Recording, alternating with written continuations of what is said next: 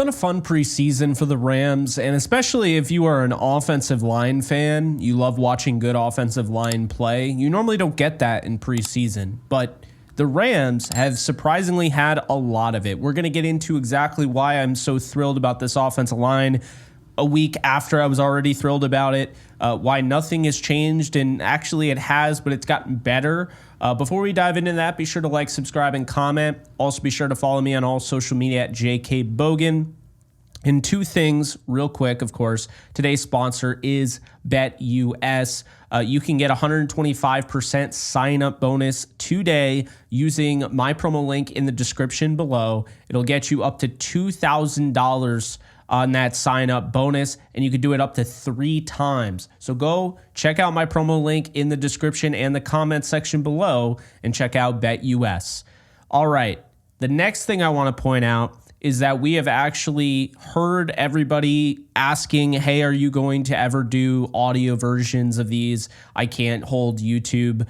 I can't have YouTube open while I'm driving or whatever. Totally understand that. So yes, we do have audio now as well for this channel. Every video, every live stream, except for the Downtown Rams stuff, that'll go on the Downtown Rams feed. But everything that is on this channel, you can get on any sort of podcast platform that you can name. We're going to have exclusive episodes on Spotify, so definitely stay tuned for that. But be sure to subscribe and leave a 5-star review wherever you get your podcasts. Now let's get started. So this offensive line has really impressed me. I don't think that is a shock to anybody. I've talked about them ad nauseum at this point. So look, from left to right, A.J. Arcuri started.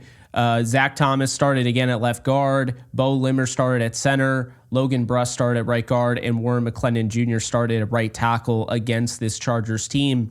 And a lot of what people were saying last week to kind of discredit this, not necessarily Rams fans, but some of them, was, oh, yeah, the Cowboys' pass rush isn't good. Well, I don't really care. I don't care about the pass rush or anything. I want to know, because I've seen bad pass rush and them just dominate the Rams offensive line because it just wasn't good at all in preseason. This offensive line, we're going to go through because of PFF. I told you I was waiting to see the snap counts, all of that. PFF is not the Bible. Again, I always have to preface that. But they are very reliable when it comes to offensive line grades, and I would say most defensive grades. I think wide receiver stuff, unless you're going with blocking, I don't really look at that too much. Running, a running back, I don't know. Sometimes they can be okay. Big time throws and turnover-worthy plays, that's what I focus on when it comes to quarterbacks.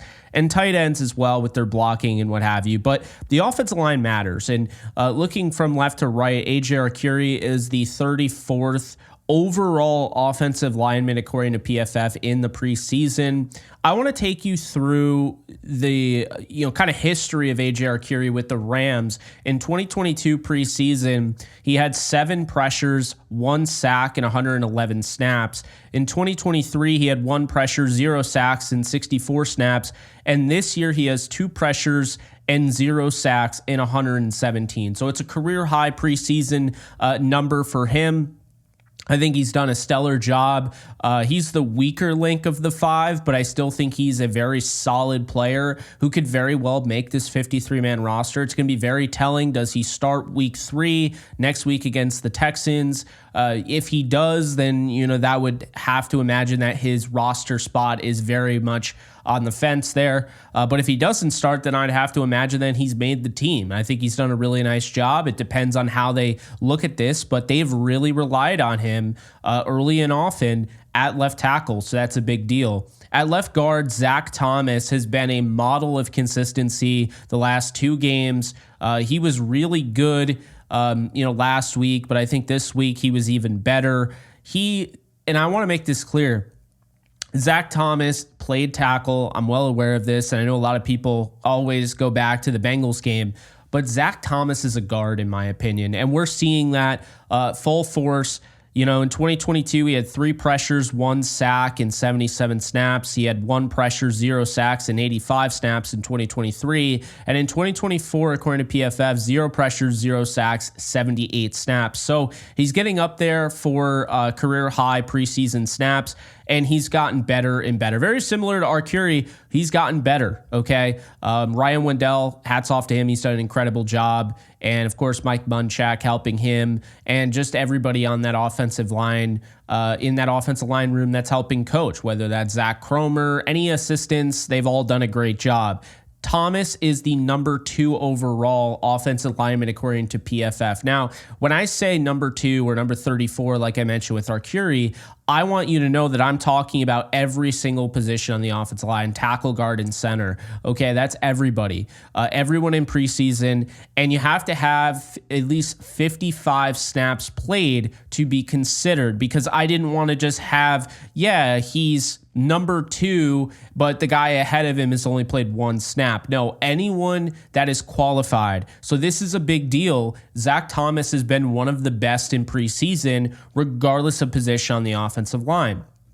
Arcuri's been pretty solid, almost 32nd, almost in the top 32, which, that's really good. You talk about one player, everybody has their one left guard or their one center. There's 32 of those. So the fact that he's 34th out of all offensive linemen is impressive, but Zach Thomas has been above and beyond, and I'm going to say it right now, he's gotten better every year. He is an absolute lock to make this team. There's no doubt about it in my mind. If he misses this team, I will be absolutely shocked. Just a no-brainer, and I don't think he should play the next game, personally. Center Bo Limmer is number 13th overall among offensive linemen per PFF. That's a huge deal. 94 snaps as a rookie, 0 pressures, 0 sacks. Not bad being thrown in the fire. He has looked really good. Does not look like a rookie at all. Looks like a 2, 3, even 4-year pro at this point.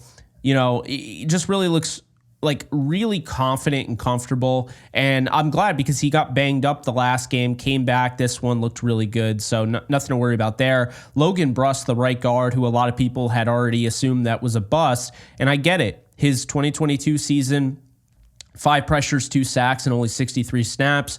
2023, 5 pressures, 1 sack, and 102 snaps. And this year, he has 1 pressure, 0 sacks, and 121 snaps. So a career high for him in the preseason, and he has just been stellar. Gave up his first pressure this week. Not going to be the end of the world there. Number 3 overall offensive lineman per PFF. That's just the reality of it, is that he has just been so good, just like Zach Thomas. There's been a lot to like when it comes to this Rams offensive line, and this is just pass protection. We'll get to the run blocking and everything, but just really impressed. And I would say that Logan Bruss, I would say Bo Limmer, Zach Thomas, those 3 are locks to be on this 53-man roster. But last but not least, Warren McClendon Jr., the right tackle, number 18th overall offensive lineman per PFF. In 2023, he had an abysmal 2023, 8 pressures, 1 sack, and 122 snaps. This year, he's come back, 78 snaps, didn't play as many in game 2, which, leads me to believe he's very well locked up and he will be on this 53-man roster, but he has 0 pressures and 0 sacks. He's been, really just locked in. Like I mentioned, he played fewer snaps this week, but I don't think he's going to play week 3, and that's a good thing for Warren McClendon Jr. Now, the starting preseason offensive line in total gave up 3 pressures and 0 sacks in the last 2 games, which is really good. 2 of those were Arcuri, and 1 of those was Logan Bruss this past week. Conor McDermott at left tackle and right tackle has given only up 1 pressure in 41 snaps, so good presence from him. Justin Dedich, I have to point him out, out of USC, the UDFA. He has quietly performed extremely well. Now, keep in mind, late in games, he's not playing around all the starters, so to speak, And, you know, I also say this, and I think people want to use it against him. Like, okay, yeah, he's going up against the guys that aren't going to make the team late in games. And that might be true, but he's also playing alongside guys that aren't going to make the team. So it's not like he has an easy, nothing he's doing is easy. Playing with a bunch of guys on the offensive line who aren't going to make the team, it's hard. And Dedich in 47 snaps hasn't given up a pressure or a sack. So great stuff there at left guard. But the run blocking here, just want to put this out there. Bo Limmer is 6th overall among all offensive linemen. Logan Bruss is 8th. Zach Thomas is 14th. Arcuri is 29th. And Warren McClendon Jr. is 36th. So what do you take away from this? Well, I think 4 out of the 5 guys are locks. If they want to keep AJ Arcuri over a guy like Conor McDermott, I have no issue with it. I think this is somebody that is getting the reps. They have draft capital with him. Conor McDermott was available, so he could be available again. They could just kind of keep him on speed dial. But the reality is that they have done a really nice job at developing these young offensive linemen. And it is a reminder that you go back, you look at Arcuri giving up 7 pressures in 2022 to now where he's only given up 2 and no sacks. Or you want to go back and look at Logan Bruss giving up 10 pressures and a total of those 2 seasons, his first 2 seasons, and 3 sacks. And now he hasn't given up a sack and only 1 pressure. Or you want to look at Warren McClendon Jr. going from 8 pressures given up in a sack his first year to 0 pressures and 0 sacks. It is a stark reminder that offensive line takes time. Guys are not going to just immediately show up right away and do what they do. It's why Bo Limmer is really opening up some eyes, because normally you don't see that. Just a guy that's able to, have that ownership of the offense, be that center, and be confident in that role. I think it really is a testament to the Rams coaching staff. It's a testament to the guys ahead of these guys. And I do think ultimately, while it sucks that these guys have gone down, talking about Jonah Jackson, Alec Jackson, Rob Havenstein dealing with injuries, KT Leviston, these other guys have stepped up. Now, obviously, Leviston was a rookie, but looking at, Bruss and McClendon and Limmer and Thomas and Arcuri, they have played so many snaps and gotten valuable, very, very valuable reps in game and in, of course, those joint practices and the scrimmages, that they've been able to apply that. And I think they're much better because of it. I think the Rams, I've said it before, I'll say it again. I know the injuries are a concern, but this is the best depth for the Rams offensive line that I can even remember. So right now, still dominant. I'm still very excited about this unit. I think you should be as well. It's not to say that, when they do face first team competition and these guys are thrown in the fire week 1 or whatever, if it happened, that they would just magically be as good as they are now. But seeing this, it's a good idea, gives you kind of the barometer there set that these guys can definitely play at a decent enough level to be on a 53-man roster and be considered quality depth. And that is really all you're looking for with these guys. They've done an excellent job. They deserve praise. We'll see if they play in the Texans game. I would imagine McClendon Jr. doesn't. And you probably won't see, Zach Thomas or Bruss. Maybe Limmer does because he's not going to start. He is a rookie. But we'll see.